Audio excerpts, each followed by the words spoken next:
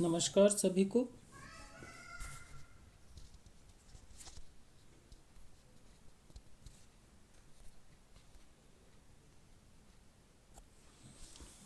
आज के इस सत्र में हम जीवन वृत्ति के रूप में विक्रय कार्य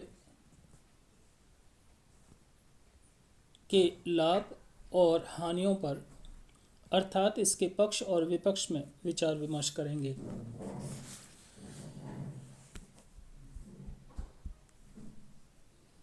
निश्चित तौर से आज जो सर्वाधिक क्षेत्र है वह उत्पादन, विक्रय और अन्य वाणिज्यिक गतिविधियों के अंतर्गत ही आता है। इसलिए आज के युवा विक्रय कार्य को जीवन वृत्ति के रूप में भी चुनने लगे हैं। मार्क्स का मानना है यह वह कार्य है जहाँ चुस्ती या सरगर्मी होती है, जहाँ प्रतिस्पर्धात्मक युद्ध जीते जाते हैं, हारे जाते हैं, जहाँ व्यूह रचनाएं रची जाती हैं और क्रियान्वित की जाती हैं। ऐसा विक्रय कार्य कैरियर प्रारंभ करने वाले लोगों के आत्मविश्वास में वृद्धि करता है या आत्मविश्वासी युवा लोगों को आकर्षित करता है। तो हमें ये देखना है कि जीवन वृत्ति के रूप में विक्रय कार्य के क्या लाभ हो सकते हैं। बहुत से हैं। अर्नेस्ट और डेवाल का मानना है कोई भी व्यक्ति जो उभरते भविष्य के स्वप्न देखता है वह विक्रय कार्य में साकार कर सकता है। विक्रय कैरियर में कार्य संतुष्टि से लेकर अच्छे वेतन तक अनेक पुरस्कार मिल सकते हैं। तो अब हम इन्हें बिंदुवार देखें तो पहला है सेवा की सुरक्षा होती है। फिर से मैं अर्नेस्ट और डेवाल को कोट करना चाहूँगा, एक अच्छा विक्रयकर्ता वास्तव में अन्य किसी भी कर्मचारी की तुलना में अधिक सेवा सुरक्षा अनुभव करता है। और इसका कारण जब हम देखें तो यह सामने आता है कि विक्रय के बिना कुछ भी नहीं होता। यानी कि प्रत्येक वस्तु के विक्रय के लिए विक्रयकर्ता का होना आवश्यक है और जिसमें जो विक्रय कार्य को श्रेष्ठ ढंग से कर सकता है उसके लिए बहुत से अवसर हमेशा खुले रहते हैं। दूसरा है अधिक आय। प्रोफेसर किर्क पैट्रिक का मानना है कि सामान्यतः व्यवसाय में सर्वाधिक आय विक्रय कार्य में ही देखी जाती है। अतः ऐसे युवा जो विक्रय कार्य को अपने जीवन वृत्ति के रूप में लेते हैं उनकी आय अन्य विभागों में कार्य करने वाले व्यक्तियों की तुलना में अधिक होती है। उसका कारण यह है कि वे वेतन के साथ साथ अतिरिक्त विक्रय पर अतिरिक्त लाभ भी प्राप्त कर सकते हैं। योग्यता की शीघ्र पहचान संभव है। यहाँ आप कम समय में अपनी योग्यता सिद्ध कर सकते हैं, इसलिए पदोन्नति शीघ्रतापूर्वक हो सकती है क्योंकि आपके सामने लक्ष्य होता है। जितनी शीघ्रतापूर्वक आप लक्ष्य को प्राप्त करते हैं अर्थात विक्रय कार्य को बढ़ाते हैं, उतना ही जल्दी आपको अपनी योग्यता सिद्ध करने का अवसर मिल जाता है और पदोन्नति का अवसर मिलता है। विकास का अवसर इसमें असीमित है। आप नए नए विक्रय आदेशों की मात्रा बढ़ा सकते हैं, ले सकते हैं, ग्राहकों की संख्या बढ़ा सकते हैं, उनसे भेंटों की संख्या बढ़ा सकते हैं और इन सब कार्यों के आधार पर मूल्यांकन में अपना क्षेत्र यानी अपने को स्वयं को श्रेष्ठ सिद्ध कर सकते हैं। तो विक्रय कार्य में विकास के अवसर अधिक हैं। अमेरिका के संबंध में लिखा है, जिलेट सेफ्टी रेजर के कंपनी के उपाध्यक्ष हैं विंसेंट सी जीगलर। उन्होंने कहा कि अमेरिका की अनेक कंपनियों में बड़े पदों पर पदोन्नति के लिए विक्रय विभाग का अनुभव अनिवार्य है। तो इससे ये सिद्ध होता है कि विक्रय कार्य महत्वपूर्ण कार्य है या महत्वपूर्ण स्थान किसी भी कंपनी में रखता है।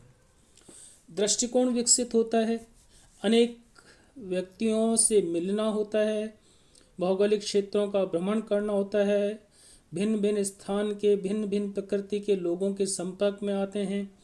अतः इनसे मानसिक धरातल के विकास सुदृढ़ होता है और उसका विकास होता है।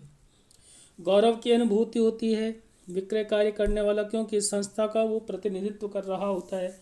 जब वह विक्रयकर्ता किसी उपभोक्ता समूह के सामने होता है, दूसरी संस्था के सामने होता है, तो कहीं न कहीं अपनी कंपनी या अपने व्यावसायिक संगठन का प्रतिनिधित्व भी कर रहा होता है।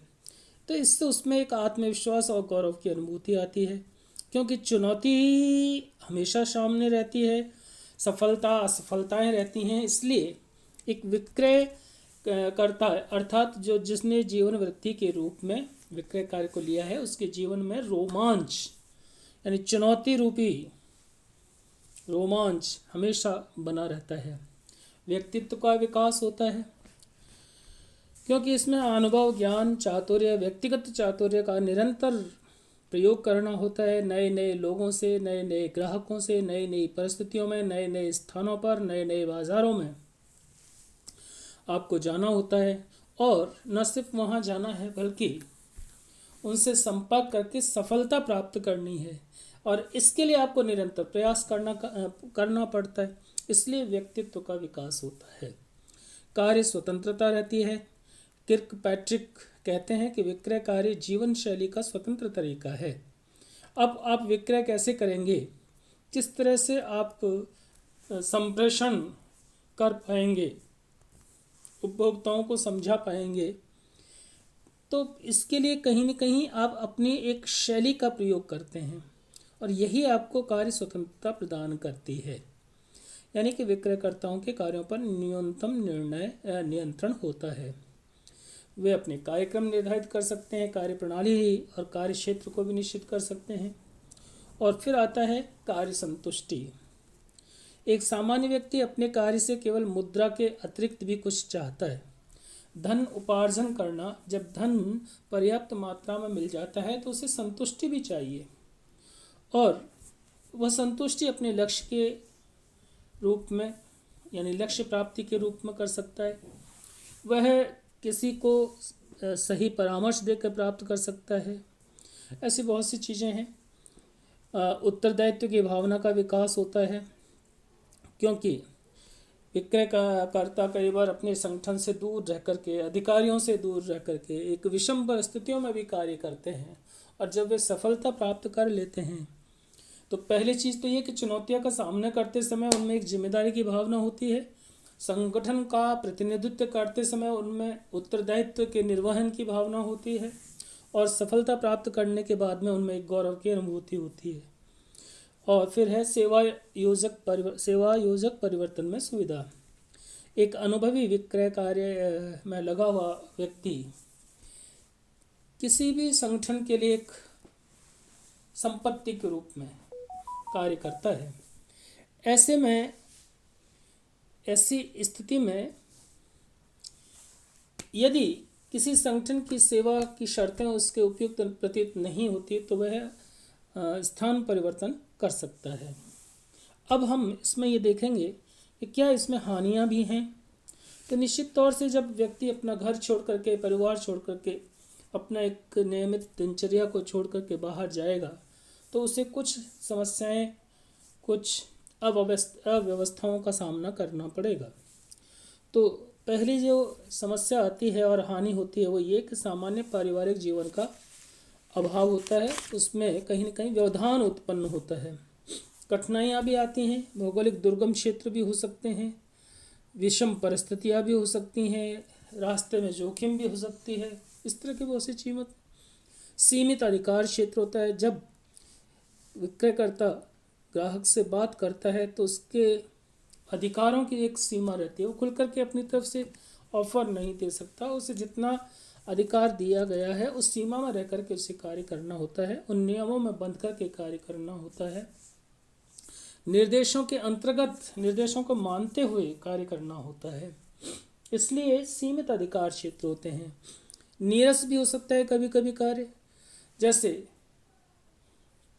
दवाई विक्रेता के जो सेल्स रिप्रेजेंटेटिव होते हैं, डॉक्टर्स, बड़े डॉक्टर्स, उन्हें घंटों तक बाहर इंतज़ार करने के लिए कह देते हैं। ऐसी स्थिति में ये इंतज़ार उबाऊ और थकाऊ हो सकता है। इसमें विशेष धैर्य की आवश्यकता पड़ती है। उतावले लोग इसे फिर नहीं कर पाते, तो कभी कभी कार्य नीरस हो जाता है। कभी कभी कुछ ग्राहक तिरस्कार भी कर देते हैं, तो एक तिरस्कार का भाव भय बना रहता है। कभी कभी विक्रयकर्ता से उपभोक्ता या ग्राहक भेंट नहीं करना चाहते, तो वो उनको उपेक्षा भी करते हैं, उनका तिरस्कार भी कर देते हैं, कुछ कड़वी बातें भी कहते हैं। तो ये भय हमेशा बना रहता है। और पूर्व से अब तक अभी तो विक्रय कार्य एक जीवन वृत्ति के क्षेत्र के रूप में सही अच्छा माना जाने लगा है, क्योंकि इतनी सुविधाएं हो गई हैं और कंपनियां उनको कुछ अधिकार भी देती हैं विक्रयकर्ताओं को। लेकिन पहले विक्रय कार्य बहुत श्रेष्ठ नहीं माना जाता था। इस तरह का सेल्स रिप्रेजेंटेटिव होना या इस क्षेत्र में लगे हुए व्यक्तियों को एक हेय दृष्टि से देखा जाता था। तो वो भी एक अवधारणा कहीं कहीं कुछ क्षेत्रों में चली आ रही होती है। दूसरा, आय की अनिश्चितता बनी रहती है।